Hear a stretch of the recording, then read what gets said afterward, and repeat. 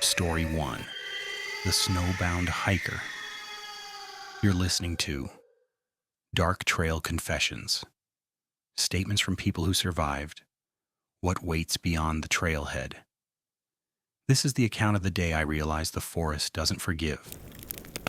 I was hiking alone in northern Minnesota in late November. The trees were heavy with snow, and the wind carried a sharp, bitter cold that seeped through every layer of clothing I wore. I'd gone out expecting a long day, maybe a few hours of solitude and the kind of peace only untouched woods can give. But peace has a price here. By mid-afternoon, the weather shifted. Clouds rolled in fast, darker than I'd ever seen. Snow began falling thickly, and the trail behind me vanished under a white curtain. I should have turned back. I didn't. Hours passed. My legs ached. My fingers were numb despite my gloves. I stumbled over a hidden root and fell into the snow, my breath coming in ragged bursts. That's when I noticed it. Footprints. Not mine, not like any animal I'd ever seen. They were elongated, almost human, but wrong. The spacing was uneven, the toes seemed too long, almost claw-like. A chill ran down my spine that had nothing to do with the cold. My hair stood on end. I froze, my entire body locked in place. My eyes scanned the trees, but all I could see were shadows dancing in the snow, shifting unnaturally with the wind. Then I heard it. A whisper, or maybe a voice, so faint I thought it was my imagination. It came from just beyond the ridge. "Help," it said, soft, stretched out, almost like it was tasting the word. I swallowed hard. My heartbeat thundered in my ears. I tried to move. My legs felt like lead. My lungs burned as I gasped for air, frozen, trapped in my own fear. The whisper came again.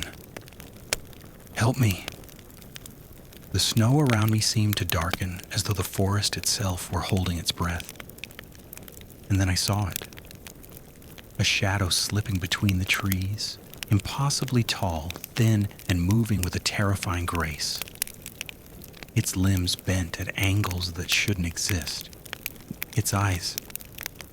They were yellow and glowing, and they burned into my chest like molten fire. I stumbled backward. Snow sprayed over me. My mind screamed to run, but my feet refused to obey. And then came the smell. Rotten flesh. Death wrapped in wind. I gagged.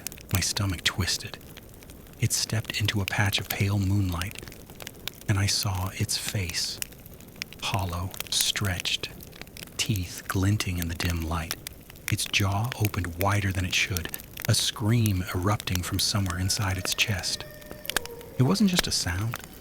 It was a vibration, a pressure that made my bones ache. I fell. Snow swallowed me. The creature stepped closer, each movement deliberate, predatory. I could feel the cold of the air radiating from it, an unnatural frost that burned my skin. My back hit a tree, my breath frozen in my throat. My eyes darted, searching, desperate for escape.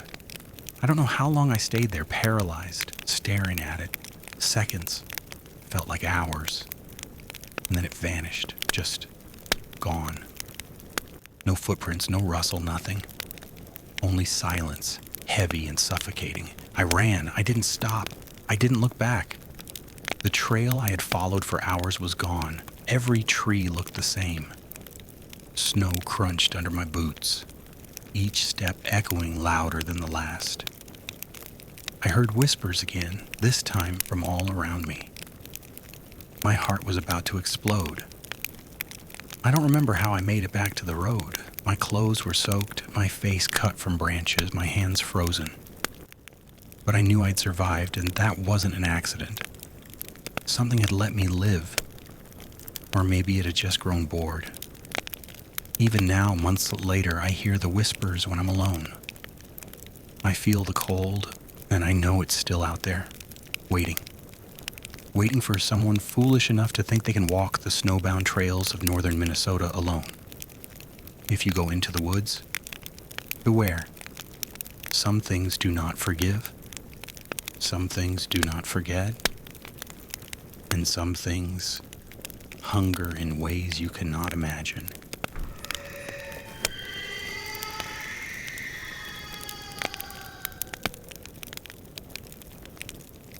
Story 2. The Voice Outside. We had only just moved to northern Montana.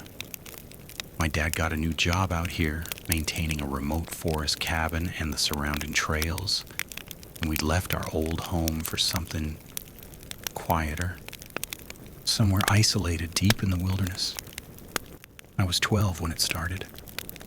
I woke to the sound of my mother's voice, soft, calling my name from outside my bedroom window. "Jason, come outside, I need you." I froze. It was the middle of winter. Snow blanketed the yard, the wind howling between the trees.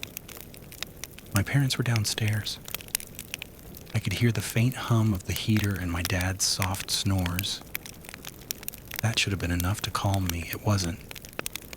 Something in her voice. It wasn't quite right. A little metallic, like a tape recording playing too fast. But I couldn't be sure. I slid out of bed, my bare feet freezing on the cold floor. I moved toward the window, drawn by that soft, pleading tone. Something inside me knew I shouldn't, but curiosity is a dangerous thing for a kid alone in the dark. "Mom, is that you?" I whispered. The voice replied instantly, sweetly, coaxing. "Come to me, I need you." I grabbed my flashlight from the desk and pointed it outside. Nothing. The snow was untouched, pure and white, stretching to the tree line. I stepped back, heart hammering. Then I saw it. It's just at the edge of the trees. A shadow taller than any person, impossibly thin, with long limbs that bent wrong. Its head tilted as if it were studying me, listening. And then I realized the voice. It wasn't my mom. Not really. It was wrong. I stumbled back. My flashlight flickered and the voice shifted. The sweetness was gone. Now it was rough, aggressive, desperate. "Jason, come out, please." My skin crawled. Every hair on my body stood on end. I wanted to scream, but no sound came. My hands were shaking as I grabbed the edge of the bed. The shadow moved closer to the house, was gliding over the snow with a grace that made my stomach twist. I backed away from the window, my legs trembling, and ran to my parents' room. My dad was asleep. My mom's soft breathing filled the room. I didn't dare wake them. I just curled up on the floor beside the bed, flashlight trembling in my hand. That night, I heard scratches at my window. Light taps at first, then heavier, urgent claws. The voice tried to mimic her again, breaking, twisting. "Jason, come outside. Your mom." I buried my face in my hands. I knew it wasn't her. It was impossible. The voice started sounding less human with each word, snarling at the end, almost animalistic. And then it whispered the impossible. The name of my dog. "Rex, Jason, come." I bolted from the room to check. The backyard was empty, the snow undisturbed. But the dog was gone. Weeks have passed. I've searched, shouted, even begged. But Rex hasn't returned. Rex wasn't just any dog. He'd been with our family since I was a little kid, always by my side, loyal, protective, and more like a brother than a pet. And now, he was gone, and every night, it comes back, scratching at the windows, calling my name. Sometimes I think I hear her voice again, the one that's not hers, sweet and beckoning. Other times, it growls, and I know it's not trying to coax me, it's hunting. I haven't told my parents. I can't. They think I'm crazy. But I know what I heard. I know what I saw. And I know it's still outside, waiting.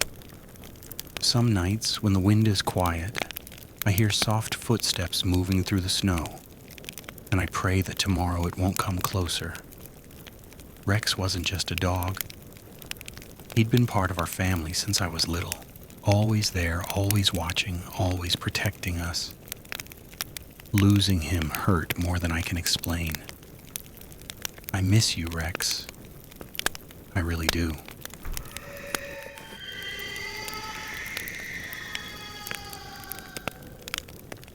Story 3.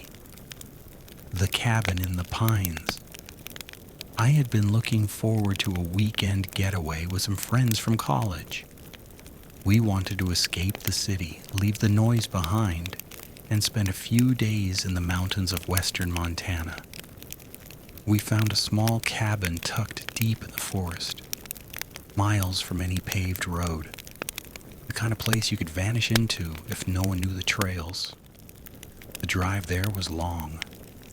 Pine trees stretched for miles on either side of the road, snow beginning to dust the ground.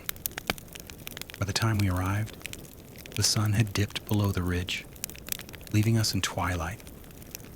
The cabin was rustic, barely enough power for a single light bulb, but it had a fireplace, and we thought that would be enough. We unpacked our bags and laughed about how isolated we were. We made jokes about forest monsters and Wendigos, but it was all light-hearted, a game to pass the evening. None of us expected the forest to be listening. That night, I was the first one to wake. I couldn't sleep. The wind whistled through the pines outside, but there was another sound. Something soft, deliberate, almost like footsteps. My friends were snoring in their rooms, but I could hear the creaking of snow under some weight outside. I peered out the window. The forest was dark, and everything seemed still. But then, a flash of movement. Just at the edge of the tree line, something tall and impossibly thin disappeared behind a cluster of pines. I blinked. Maybe it was my imagination. The next morning, everything seemed normal. We hiked a trail nearby, exploring the frozen streams and dense thickets. But I couldn't shake the feeling that we weren't alone. Every rustle in the brush, every snapping branch made me jump. My friends laughed at me, said it was just the wind. That evening, we made a fire outside, cooking over it while the stars blinked cold above us. We told scary stories to pass the time, each one trying to outdo the other.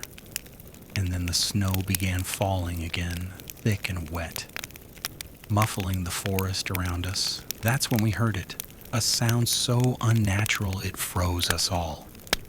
A low, guttural moan, like metal scraping on bone, drifting from somewhere deep in the forest. It was too close. And then, silence. One of my friends, Mark, joked nervously. "Probably just a moose," he said, but I could see the panic in his eyes. Something about that sound wasn't natural. We went inside the cabin early that night.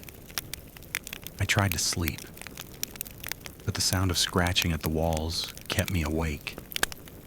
Something was circling the cabin. Something enormous. Hours later, I woke to screaming. I bolted out of bed to find Mark standing in the doorway, pale, pointing outside. My stomach dropped. There was nothing there, yet I could feel it watching us. That's when I saw the footprints in the snow, elongated, clawed, and impossibly large. They circled the cabin, moving in ways no human could. We barricaded the doors. I grabbed a flashlight and went outside briefly, shining it into the trees.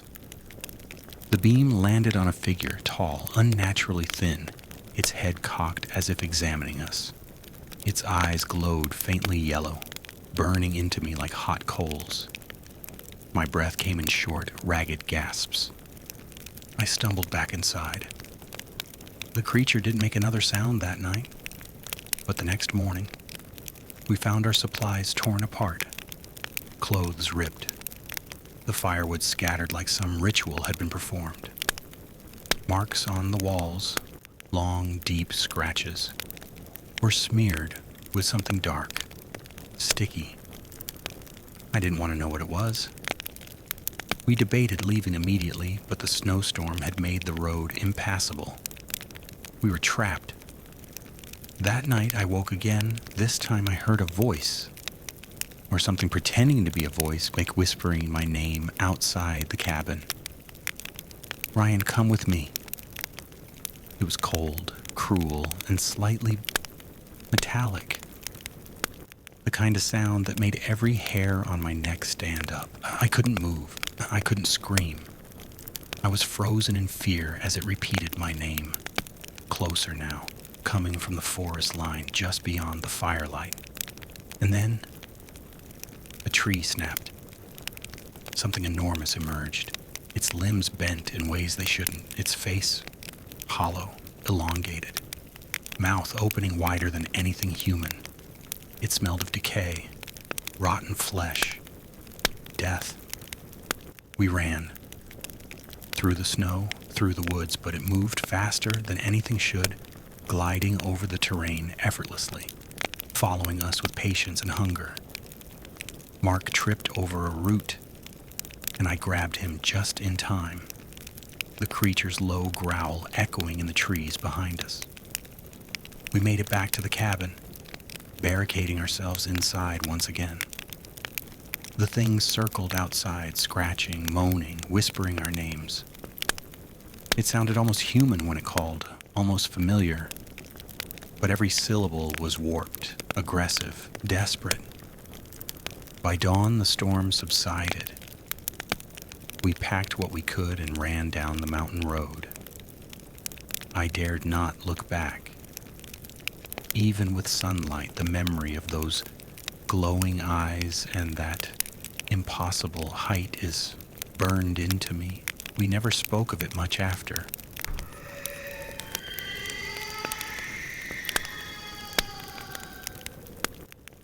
Story 4.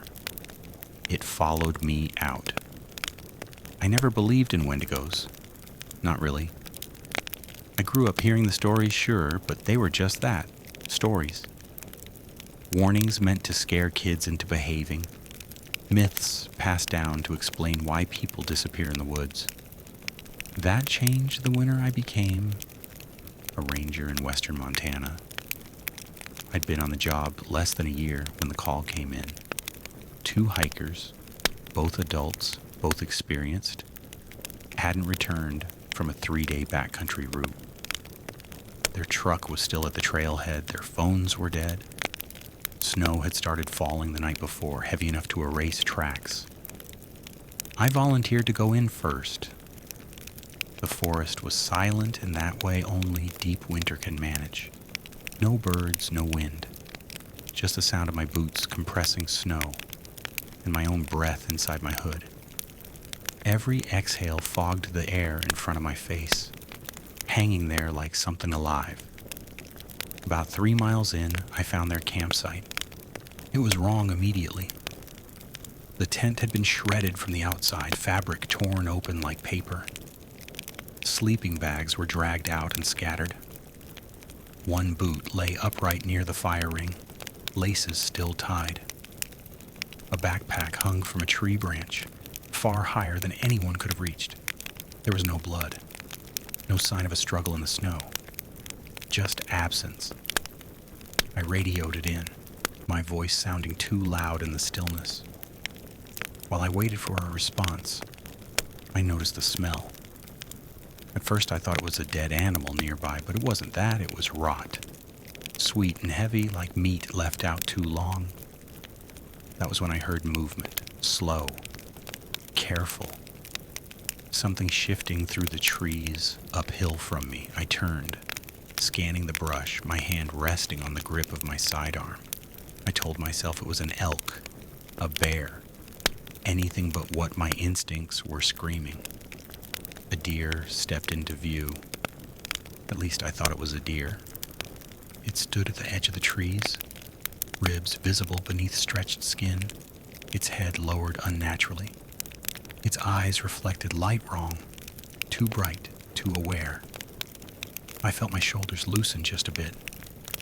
Then it stood up, its front legs unfolded like broken hinges.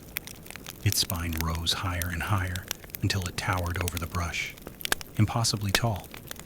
The deer's body twisted, elongating, joints popping audibly as it shifted its weight. The smell hit me full force. Rotten flesh, old death. Something that had never known warmth. Its head tilted and I realized the face was wrong. The eyes were set too far forward. The mouth split wider than any animal should, revealing teeth that weren't meant for chewing. It smiled at me. I couldn't move. My legs locked. My fingers went numb inside my gloves. Every hair on my body stood straight up, a cold wave racing from the base of my skull down my spine. Then it spoke. It used a human voice, soft, curious, almost gentle. Ranger. I stumbled backward, nearly falling. My heart slammed so hard it hurt. The thing took a step toward me, snow crunching under its weight. "Help me," it said, the words dragging, stretched thin. "I'm hurt." The voice wasn't right. It sounded like someone repeating words they didn't understand, like a recording warped and slowed. I turned and ran. Branches whipped my face. Snow burned my lungs as I pushed harder than I ever had. Behind me, I heard it move. Then not running, not crashing, just gliding through the forest. All was the same distance away. It let me think I might escape. That was the worst part. My radio crackled, but I couldn't hear what was being said. My vision tunneled. I tripped, fell hard, and when I rolled onto my back, it was there, standing over me, so tall its head disappeared into the trees. Its body was stretched thin, skin pulled tight over bone. Its chest expanded as it inhaled, like it was savoring the smell of me. "You came looking," it said, the voice shifting, deeper now, angry. "You don't leave." I fired my weapon. The shot echoed, deafening in the stillness. The bullet hit its chest. I know it did, but it didn't react. It just watched me, head tilting further to one side, mouth opening wider, then it screamed. The sound felt like it went through me, not around me. My vision blurred. My ears rang. I scrambled to my feet and ran again, screaming into the trees, begging for the trail, for anything familiar. I don't remember reaching the boundary marker. I don't remember crossing it. I only remember the silence stopping all at once. The forest changed. Birds, wind. Normal sounds returned like someone flipped a switch. I collapsed on the trail, sobbing. They found me hours later, hypothermic, half delirious. I told them everything. They said shock can make you imagine things. Said the hikers were probably attacked by a bear. They never found the bodies. I quit the job 3 weeks later. But here's the part I haven't told anyone. Sometimes late at night, I hear something outside my house. Slow, careful footsteps. I smell rot in the wind, even though I live miles from the forest now. Don't forget to like and subscribe, if you dare. And if you have a story of your own, something you experienced out there, beyond the trailhead, and you'd like me to share it on the channel, you can email me at darktrailconfessions@gmail.com